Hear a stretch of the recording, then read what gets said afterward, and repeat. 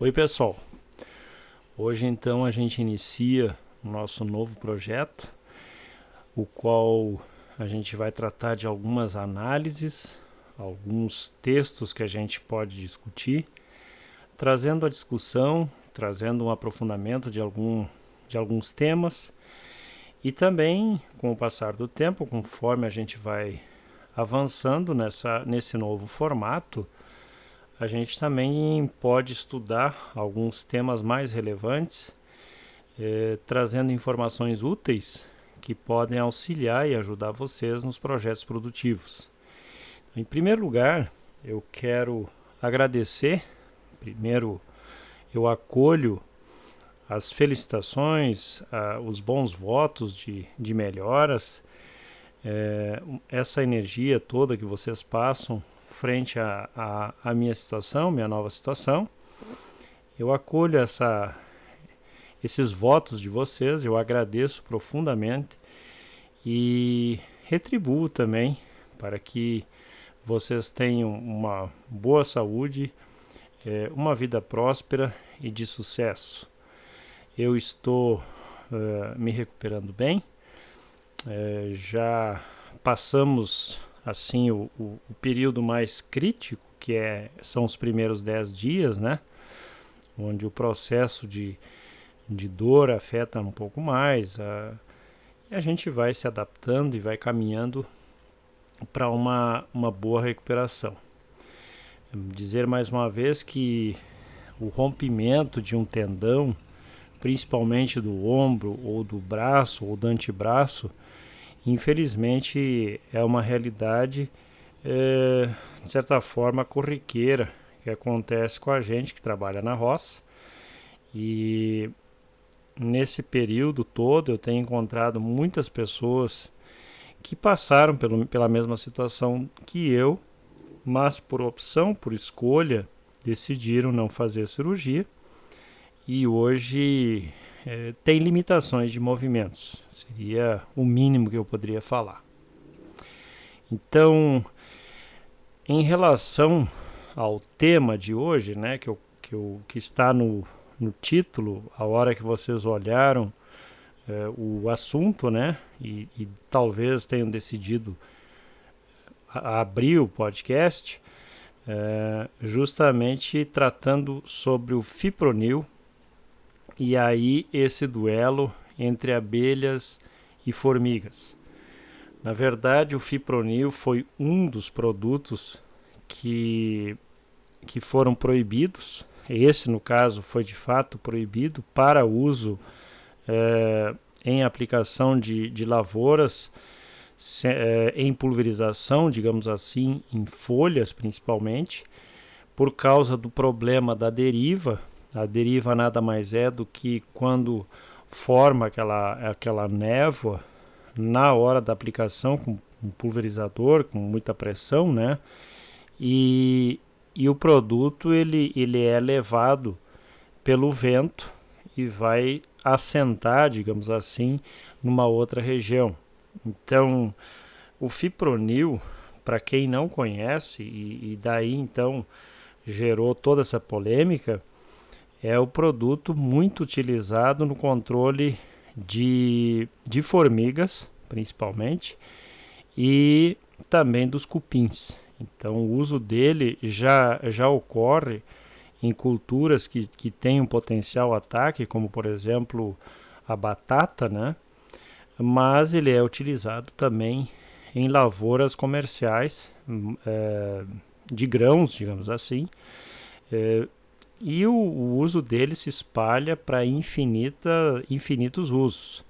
Então a nossa realidade, que é a fruticultura, ou no caso a horticultura em geral, e aí engloba as hortaliças, engloba plantas ornamentais, flores e principalmente a fruticultura, nós temos como hábito principal o uso das iscas granuladas, que são a base de fipronil, grande parte delas, mas que muitas vezes no cultivo, quando a formiga ataca muito forte, a gente utiliza o fipronil líquido, que é bastante concentrado. A gente faz a diluição dele e aplica no entorno das plantas, faz uma aplicação ali no chão mesmo.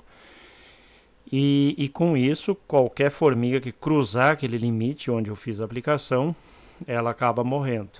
Isso é interessante em algumas situações, porque imaginem vocês um pequeno pomar, mesmo sendo comercial, mas um pequeno pomar, tendo a desfolha de plantas, 2, 3 plantas por noite, eu comprometo totalmente a minha produção.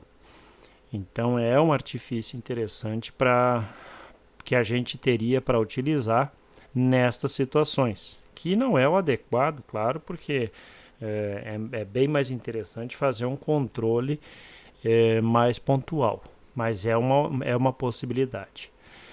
Então, saiu então um comunicado onde eu vou ler um texto de um artigo de imprensa, no caso do G1, só para vocês entenderem de que forma esse assunto é trazido e como, infelizmente, a imprensa ela trata ainda quem vive da atividade rural, como ela faz distinção das realidades e como ela, de certa forma, criminaliza o produtor. Então, o título, ele saiu, esse aqui é um texto de 20 de janeiro de 2024, de repente alguém fale assim, não, mas isso aí já é um texto antigo, tem textos mais novos, enfim.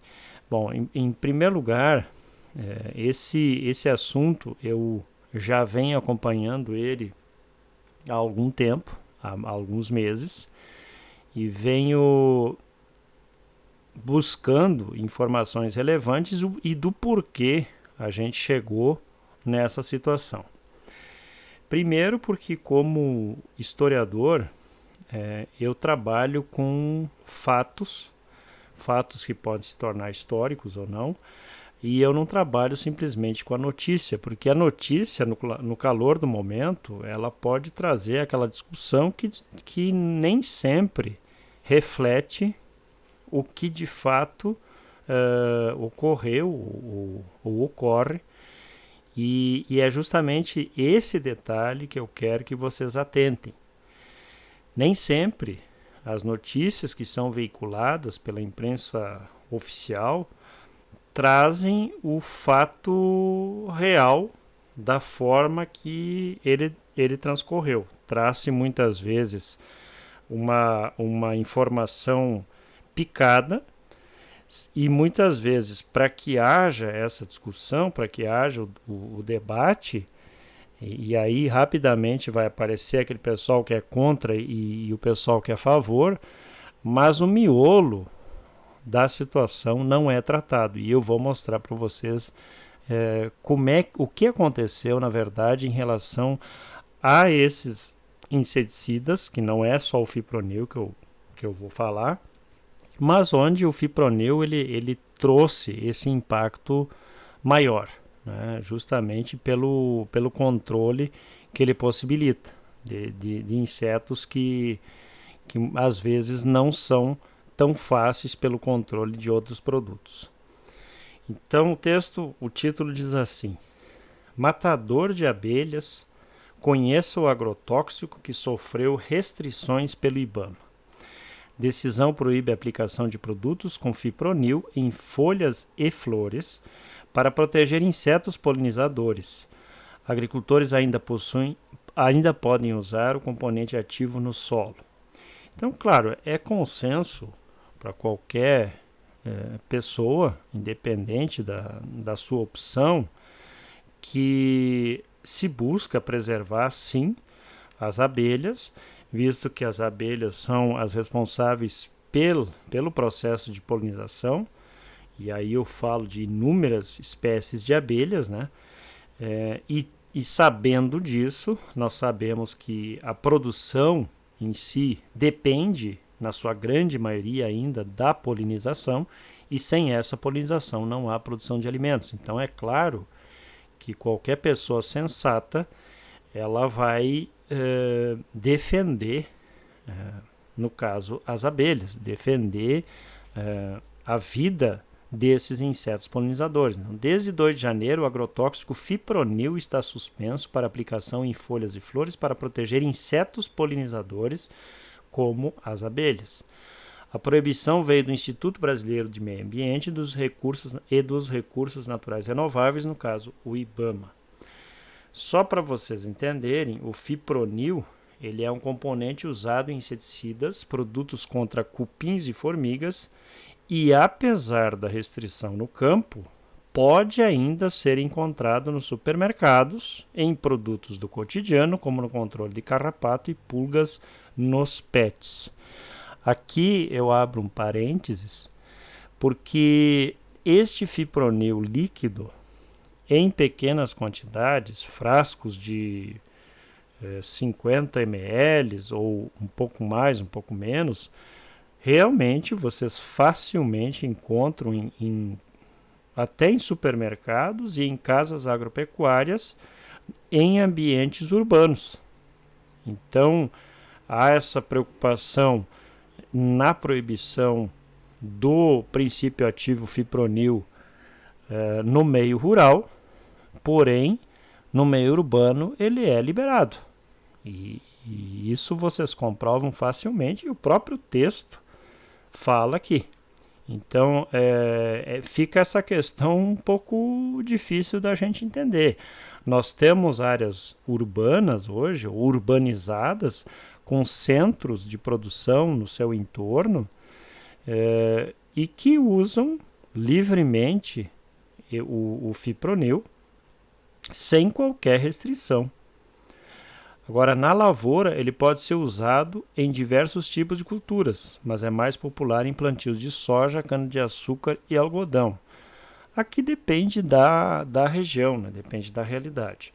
O Brasil não é o primeiro país a dar um passo para trás em relação ao fipronil. O Uruguai foi pioneiro e baniu o agrotóxico em 2009. Depois vieram a União Europeia, o Vietnã, a Costa Rica e, no ano passado, a Colômbia. A África do Sul é outro país onde o uso é proibido. Em relação à América Latina, um detalhe. No caso do Brasil, como o fipronil, que ganhou a fama de matador de abelhas, também está sendo reavaliado pela Agência Nacional de Vigilância Sanitária após ser identificado como um produto com potenciais riscos à saúde não identificados no momento da concessão de registro, ou seja, na hora que a empresa registrou o produto, a Anvisa disse que não havia potencial risco do produto à saúde. E agora, como houve esse banimento do uso na pulverização dele, eles querem rever a situação. Agora, atentem para um detalhe. Na Colômbia, o mesmo produto foi também proibido, agora, há pouco tempo atrás. No entanto, há uma legislação que deixa uma margem para adaptação. Ou seja, primeiro eu avalio o impacto de um produto que de fato pode afetar a vida das abelhas e de outros polinizadores, mas enquanto eu não tenho uma alternativa para esta situação, eu deixo uma margem, um tempo X, para que tanto os produtores quanto a própria indústria se adapte a essa realidade, para que daí então eu proíba completamente. No Brasil, não. No Brasil, a normativa entrou em vigor e no mesmo dia que ela entrou em vigor, houve a proibição. Então, não houve uma preparação nem do agricultor, nem da própria indústria para essa nova realidade. E aí eu pergunto para vocês, já que a ideia aqui também é trazer uma discussão e trazer um entendimento que vocês tenham sobre essa situação. O que vocês acham que vai acontecer com os estoques que existem tanto nas propriedades rurais quanto na própria indústria? Quando vale aqui uma reflexão um pouco mais antiga, por exemplo, quando lá no pós as duas grandes guerras, que no fundo foi uma guerra só, houve uma sobra de produtos de guerra, a gente sabe que ali ocorreu o grande boom na agricultura, principalmente na década de 70, visto que com os rejeitos de guerra cresceu principalmente a indústria farmacêutica e a indústria de agroquímicos e sementes. Por quê? Porque a partir daquele rejeito se produziu a grande variedade de produtos agroquímicos que nós temos até hoje. Então, a indústria dificilmente vai perder esse produto. Ele vai aparecer em outras formulações ou mesmo as maiores fazendas que já sabiam que essa normativa entraria em vigor, saíram possivelmente atrás desse produto e devem ter adquirido volumes em estoque.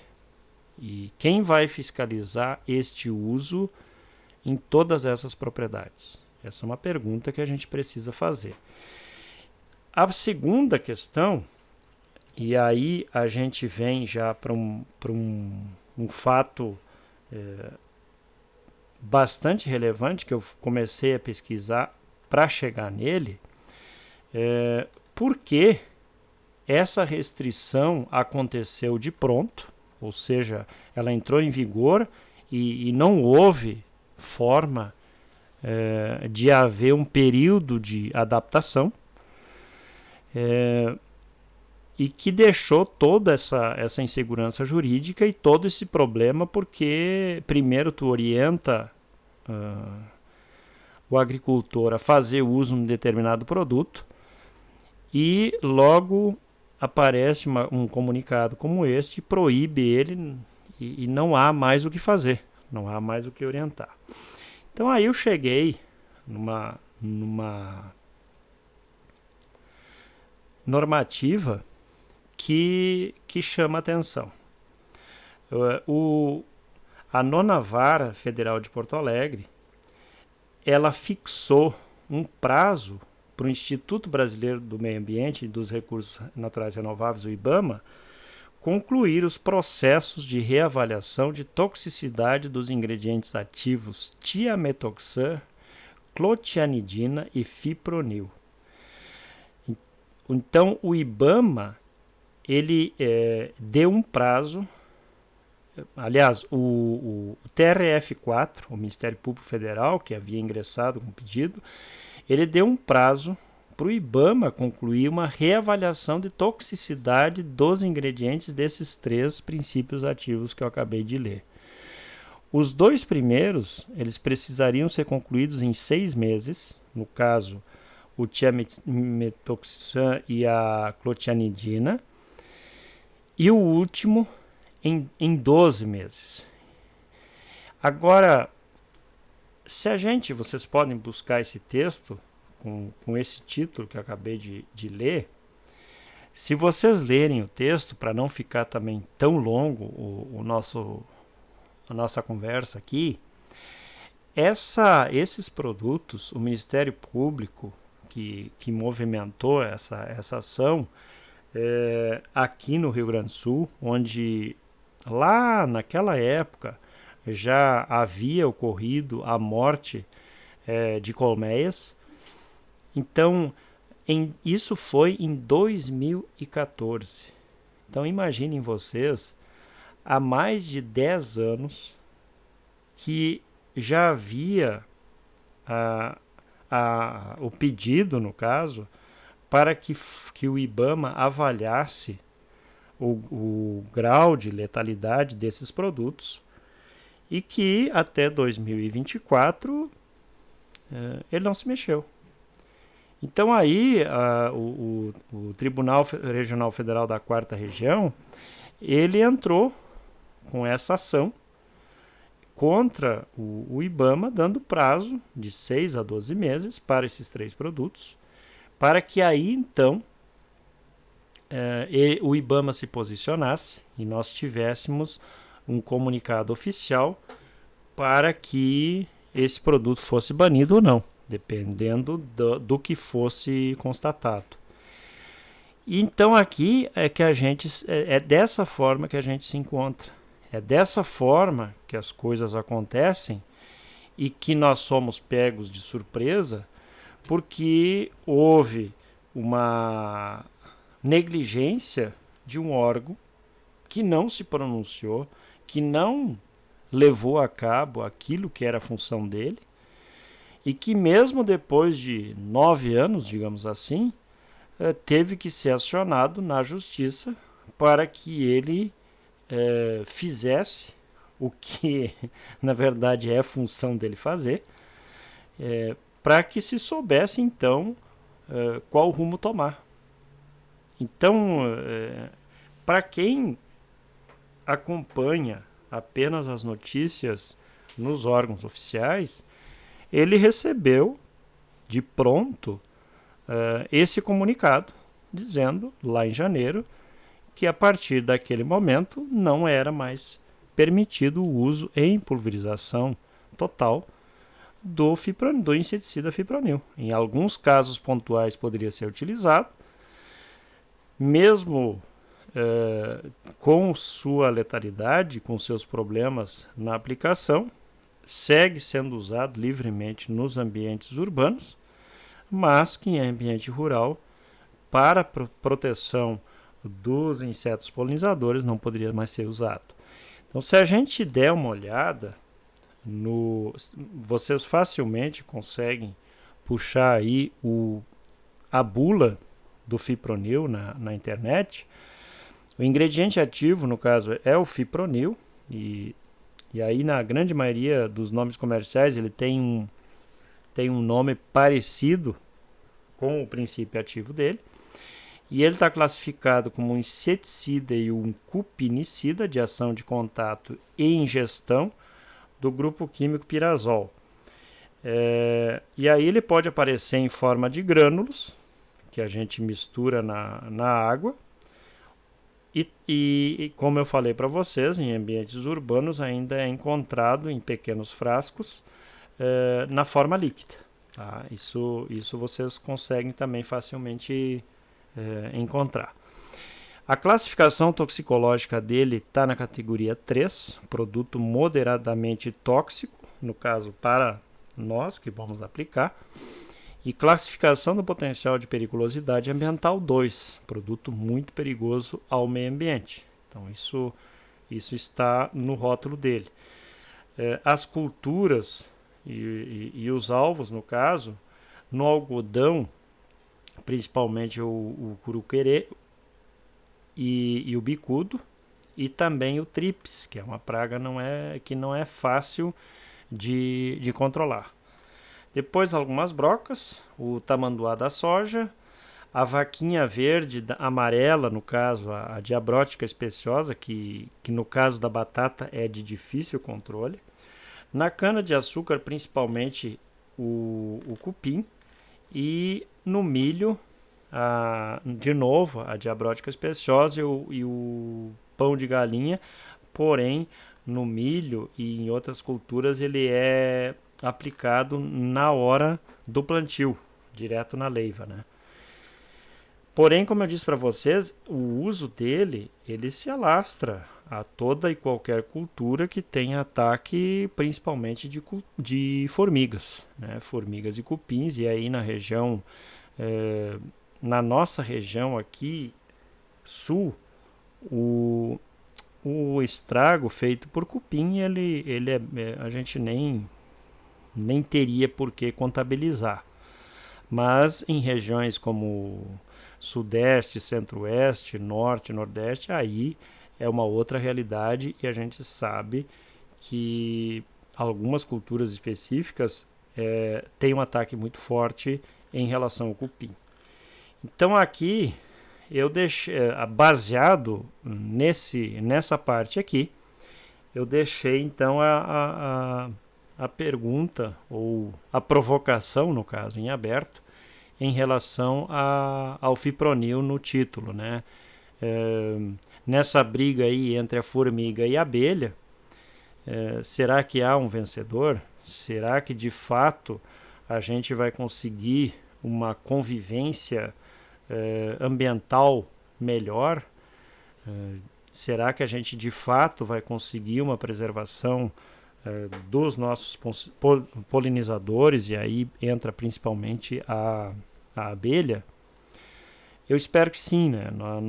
Nossa produção de mel, ela é uma cadeia bastante consolidada e principalmente em termos de exportação, é condicionante um mel de boa procedência e que não tenha na sua composição os ingredientes que vão prejudicar inclusive as pessoas que vão consumi-lo, e principalmente tendo o Japão como principal importador do nosso mel. Então, claro que a gente olhando o cenário que eu li lá no início para vocês, dos países e das regiões que já retiraram esse produto do mercado, a gente também sabe que nós temos essa tentativa do acordo bilateral de comércio entre a Europa e o Mercosul.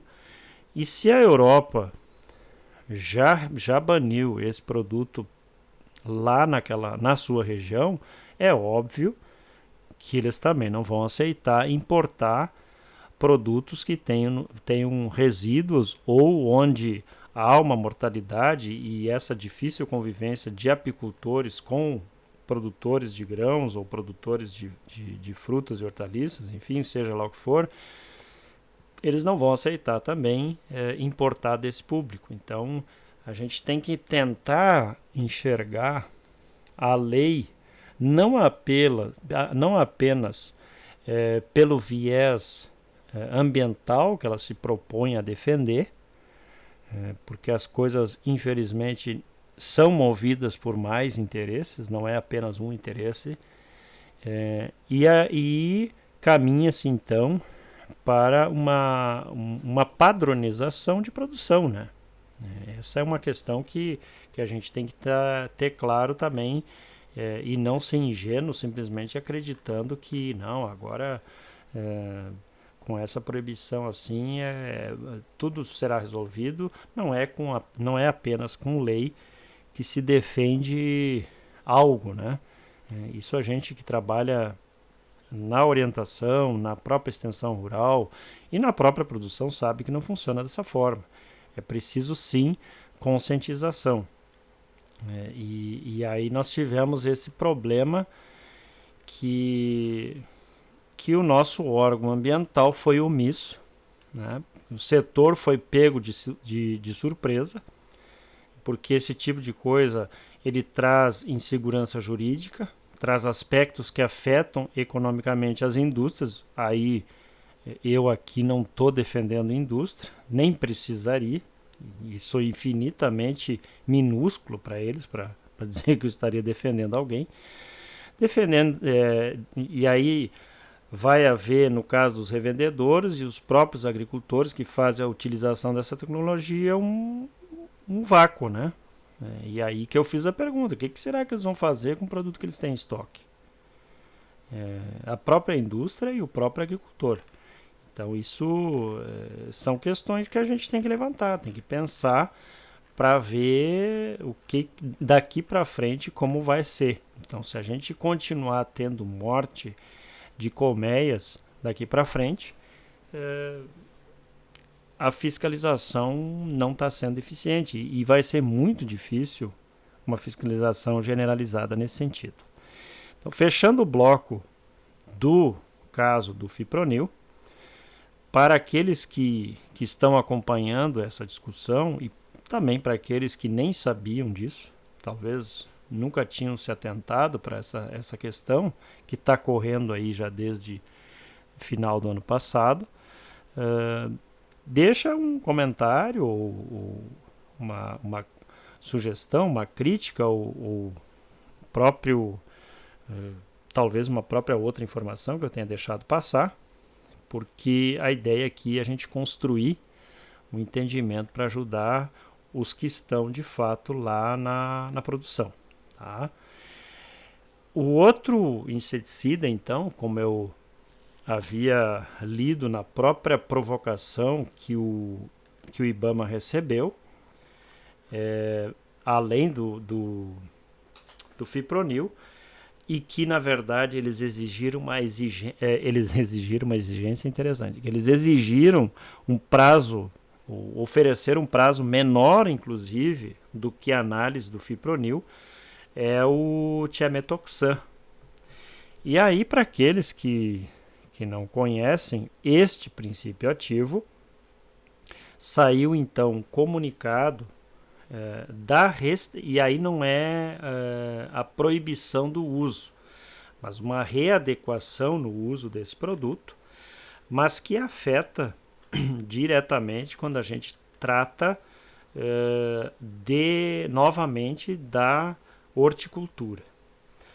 Nós temos no mercado um produto que é utilizado com esse princípio ativo, e no caso dele, se a gente olhar lá no rótulo, ele tem aquele rótulo azul embaixo, ele é classificado toxicologicamente na categoria 5, produto improvável de causar dano agudo, no caso para o aplicador.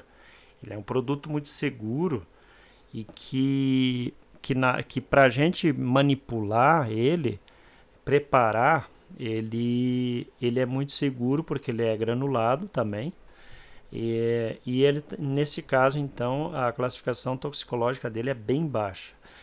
E na classificação do potencial de periculosidade ambiental, ele é da classe 3, ele é um produto perigoso ao meio ambiente.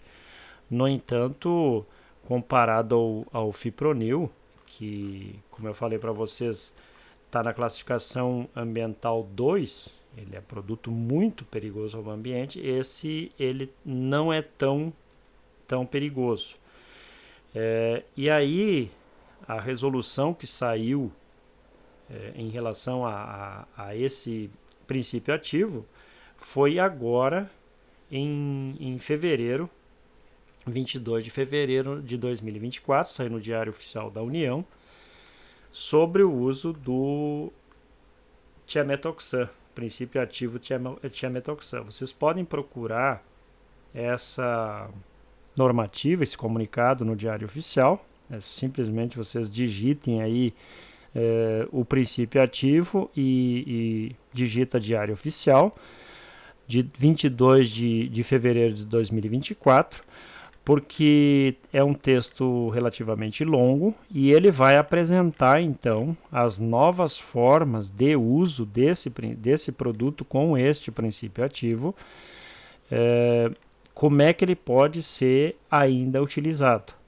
Mas vejam vocês, se da mesma forma que o fipronil ele teve a sua proibição decretada, a gente precisa estar atento que possivelmente, muito em breve, este produto também será retirado do mercado, visto que ele afeta os polinizadores também, não da mesma forma que o fipronil, ele não mata assim tão rapidamente, ele tem um outro princípio, mas ele também afeta o polinizador. Então a gente precisa estar atento porque possivelmente é um produto que também sairá do mercado. E aí eu pego uma reportagem do Repórter Brasil, que o IBAMA restringe o uso de agrotóxico letal a abelhas, o thiamethoxam. Apesar do lobby do agro, IBAMA proibiu a pulverização aérea e tratorizada do thiamethoxam, Uso continua liberado para algumas lavouras, mas apenas por aplicação direta ou tratamento de sementes. Especialistas defendem proibição total da substância e apostam em batalha judicial sobre o tema. Então você já vê que a própria imprensa, claro que essa aqui totalmente direcionada, ela já está dizendo que vão militar e vão lutar pela proibição desse produto. Então a gente tem que se preparar para esta realidade. Que produto é esse? Eu estou falando para aqueles que conhecem um pouco alguns nomes de produtos comerciais. No caso da fruticultura, um deles é o Actara 250WG.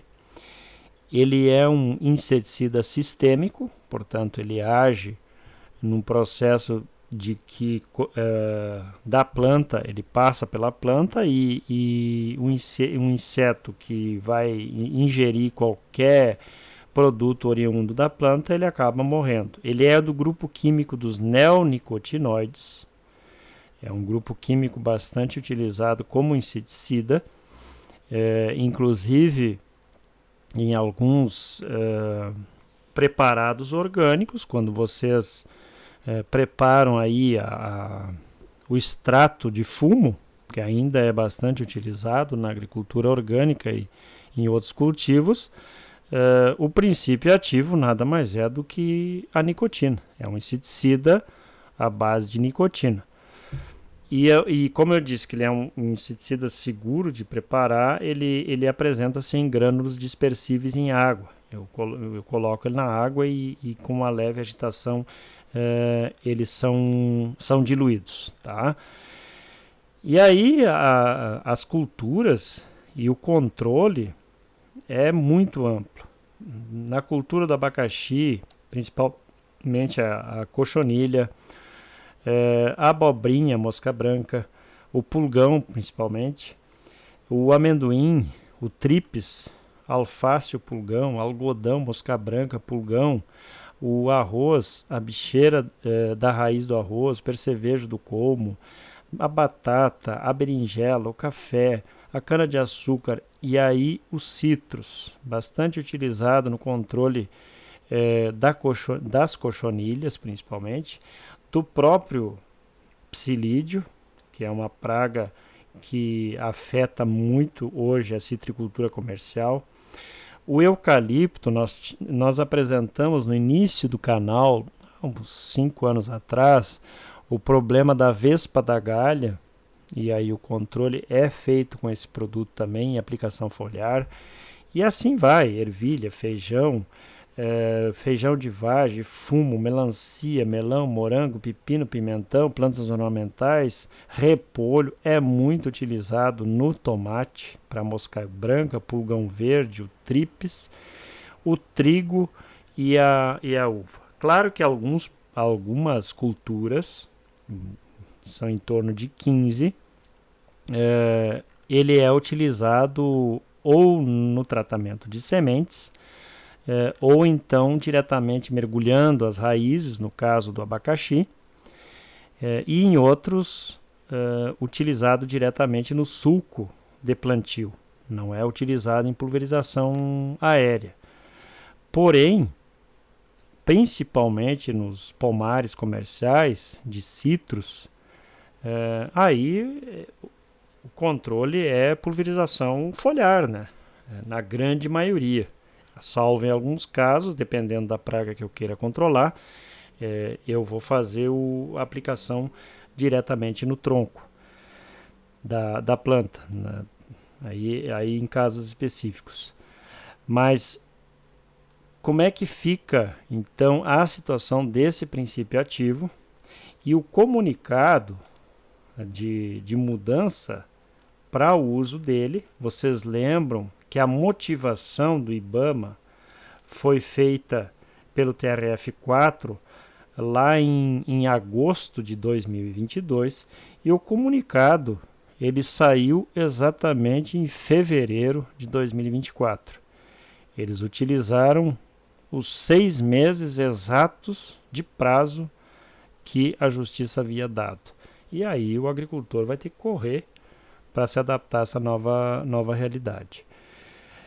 Eu não vou aqui questionar a pesquisa ou a própria avaliação do IBAMA, os critérios que foram utilizados para a mudança no uso desses produtos, mas apenas verificar com vocês, talvez alguns que tenham uma familiaridade maior dos produtos químicos em si, as opções, né? Então, por exemplo, o Actara, ele tem um baixíssimo impacto para quem aplica e um impacto bem menor, como neonicotinoide, do que um outro inseticida, por exemplo, do grupo dos piretroides, ou mesmo de outros princípios ativos, né? Só para dar um exemplo, no caso de substituição desse Actara, um neonicotinoide, desse princípio ativo que eu passei, nós temos uma opção que eu, sinceramente, para substituir o thiamethoxam, eu posso utilizar um produto comercial chamado Mustang 350 concentrado emulsionável, né? O EC é o concentrado emulsionável, ele é líquido, mas é altamente concentrado. É um produto de um cheiro, de um odor fortíssimo. Para quem não utiliza um EPI bom, ele vai ter efeitos colaterais diretos, como principalmente dor de cabeça, náusea, pode ter vômito, mal-estar terrível causa esse produto. Além da periculosidade dele, que eu disse que é bem maior do que o neonicotinoide, ele é um inseticida, o piretroide, ele é um inseticida de largo espectro, ele mata o inseto que está proposto aqui na bula, mas ele mata um monte de coisa junto. Então, por exemplo, para vespa da galha, no caso do eucalipto, eu posso utilizar ele. Para o psilídeo, nos citros, eu posso utilizar ele. Porém, de um efeito tóxico e letal muito maior do que o próprio Actara.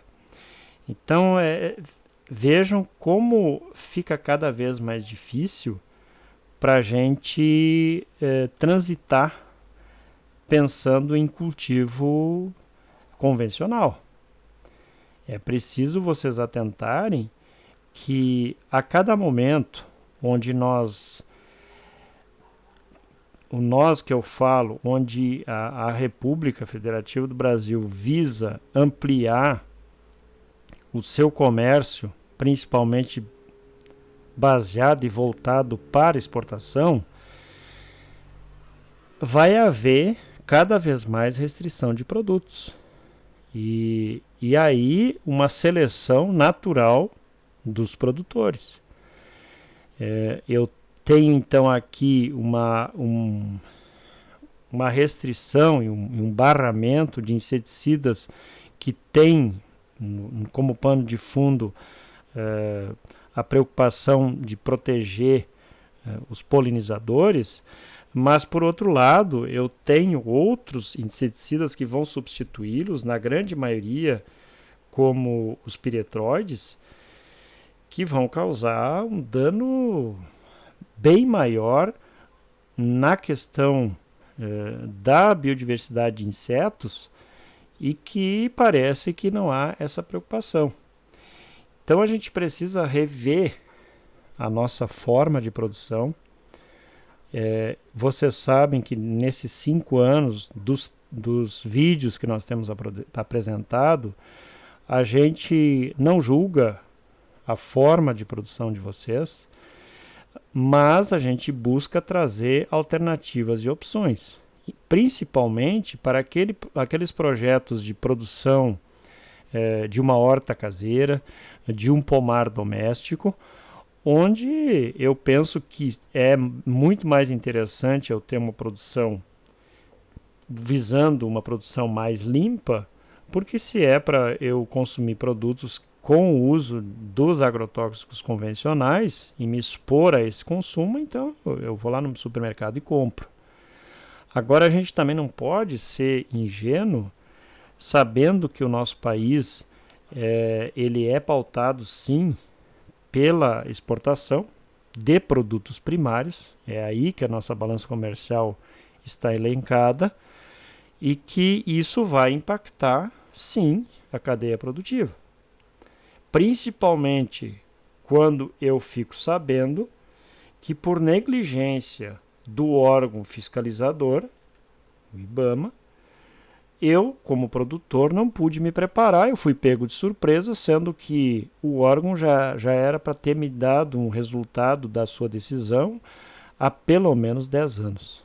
Tá? Então, essa reflexão que eu trago hoje, reflitam, tragam as suas conclusões, as suas dores, as suas angústias, seja lá o que for, e aqueles que se sentem motivados para sugerir algum outro tema, tragam também nos seus comentários, que eu sempre faço a leitura dos comentários e a gente pode pensar num outro